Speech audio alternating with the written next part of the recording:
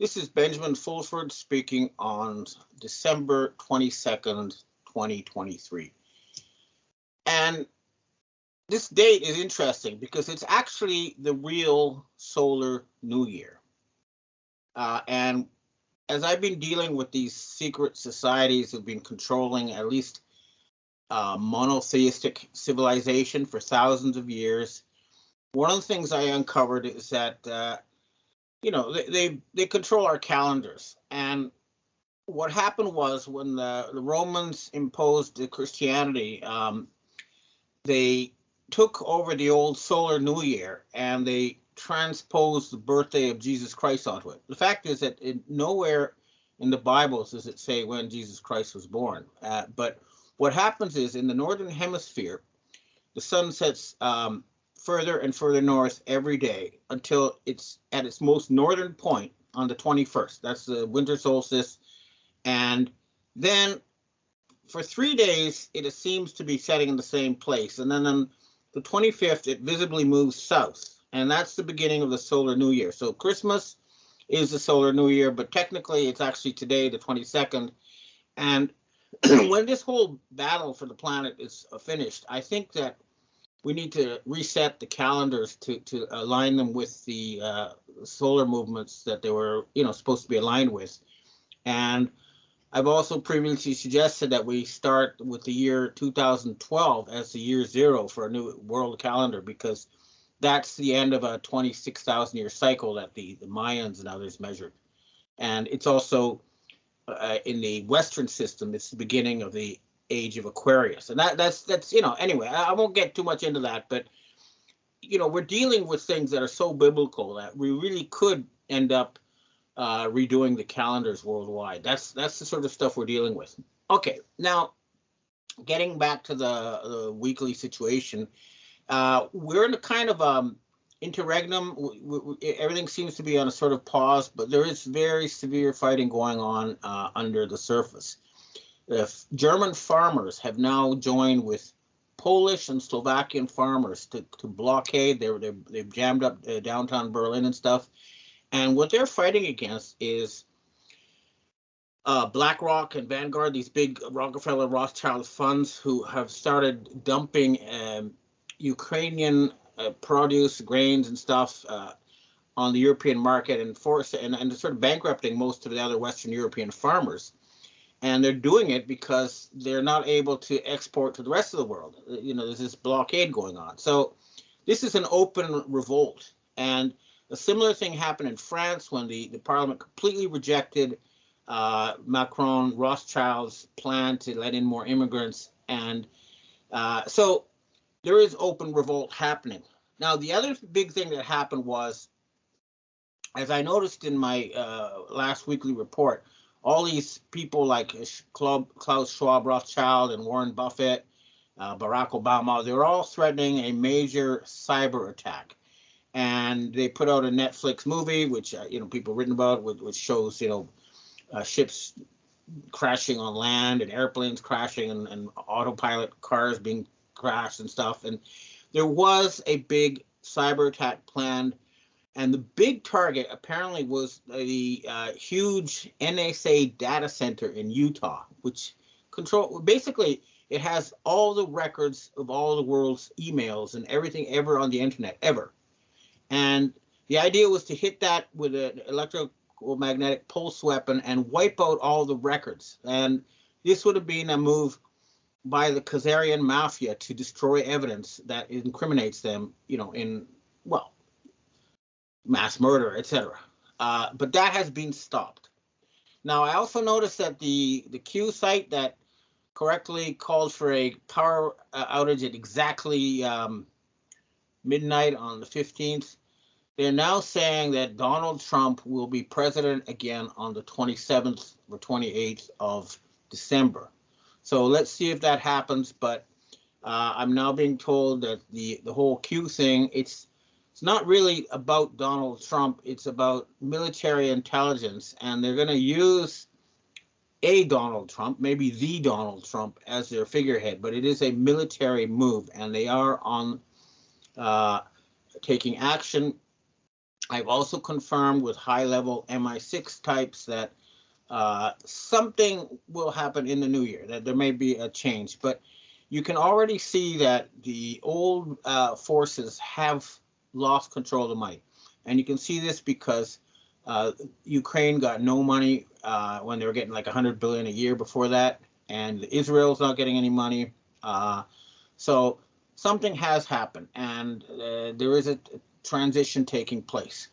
Now, the other thing, of course, is we're all watching for is the situation in Israel, where we're waiting for the final arrest or removal of Benjamin Netanyahu and his Satanists.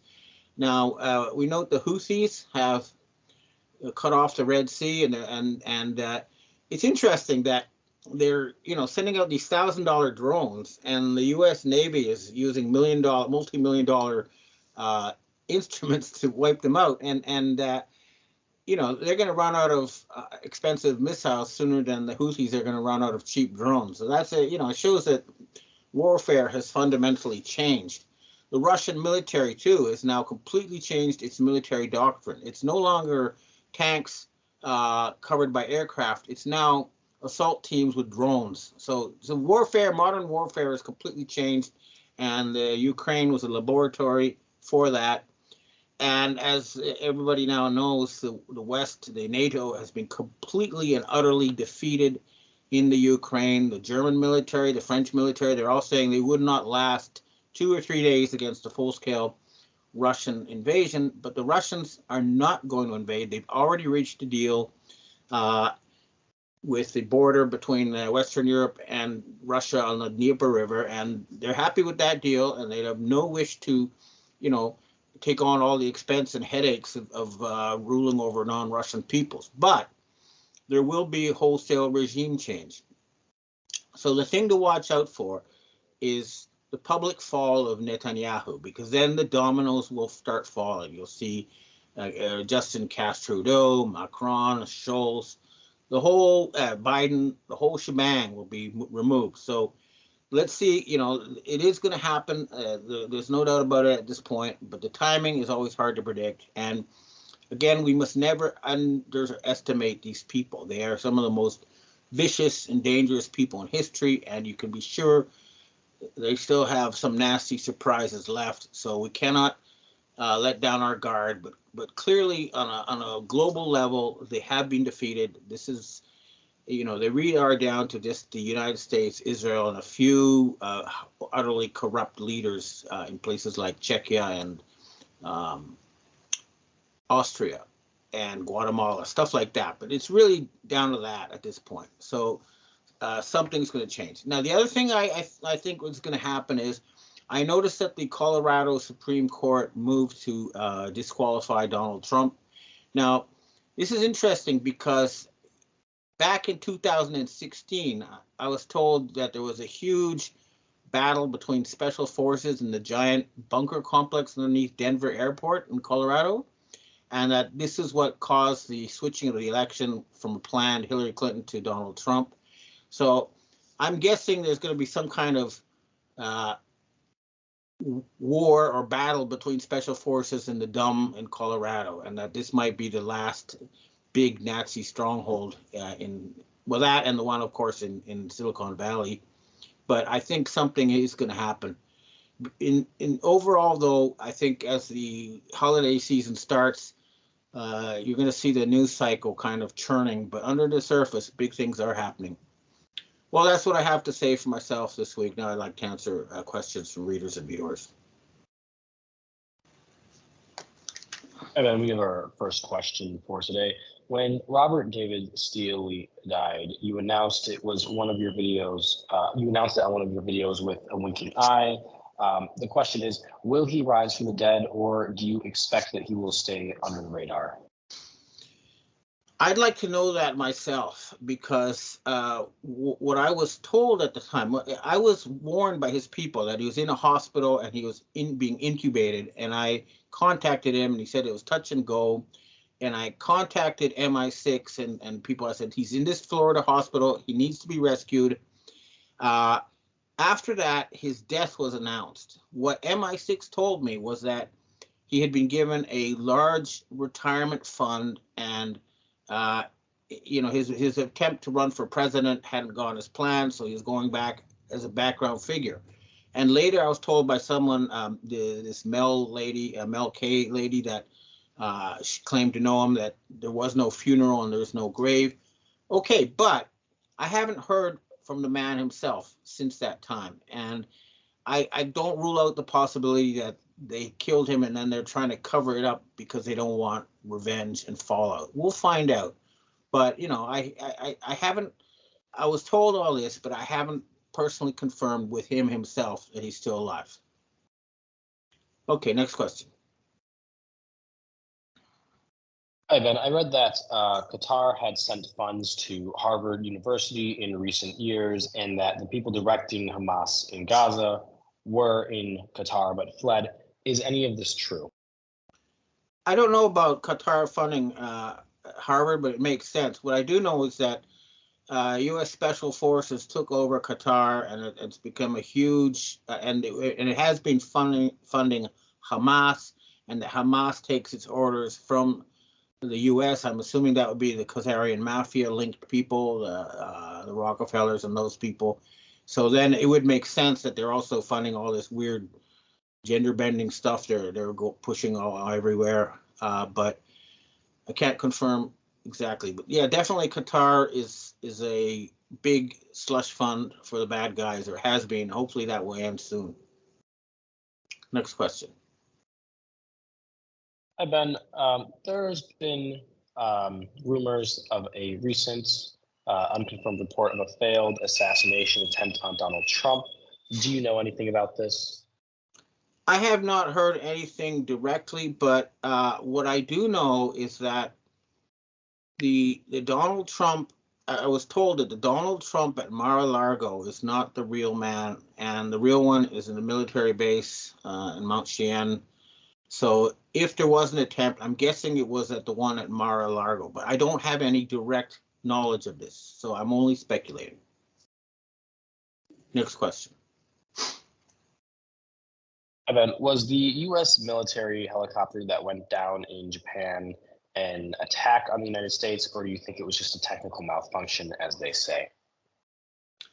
I'm pretty sure it was an attack on the United States. It was a bunch of special forces guys who were taken out, and I'm guessing this was, I'm guessing though, but it was revenge for the removal of a general. But what I do know is that as a result of this downing of the Osprey, was that the entire Osprey fleet has been stopped, taken out of commission, and that the Ospreys were a slush fund somehow that went to the southern clan of Japan, the Choshu clan, that has always worked with the Rothschilds and the Rockefellers, and it's the Mitsubishi Group. And then the arrest of all these politicians linked to that clan. This is what's known as the political funds scandal for the Abe clan. It indicates that the fundamental power shift has taken place in Japan, and I think that the Choshu clan of southern Japan has lost power for the first time since the Meiji era, which is 160 years ago. So it's very big. Something has changed, and that Osprey crash was the trigger. I'll try to find out more, but there's some stuff I can't talk about for reasons of operational security, but clearly the good guys are on the move in Japan, and something has changed. Next question. And we have our last question for today. Speaking of the recent cyber attacks, do you expect any more cyber attacks in the future? And if so, how can we, the people, prepare for them? Well, the main thing about a cyber attack is, what can they do? Well, they can take over a lot of the automobiles, and that actually happened to me with my Datsun Tanto car, and I went to the car people, and they told me that if your car is remotely hijacked, the way to neutralize it is to put your foot on the brake and put the car in neutral. That is a mechanical way to override any electronic takeover of your car. So remember that. I don't know if it'll work for a Tesla though. The other thing, of course, is that if they shut down the ATMs, you won't have access to your credit card or your money. So it's always good to have some cash on hand. And I always recommend a large bag of beans and rice because that's really cheap and it keeps forever and it'll feed your family for a long time if things go really haywire. But overall, I wouldn't worry too much about it. It may just be they may just shut down the internet just to get people to refocus on the real world and stop looking at their screens. But what I do know is that a lot of really bad stuff planned by the Khazarian Mafia was stopped by the NSA.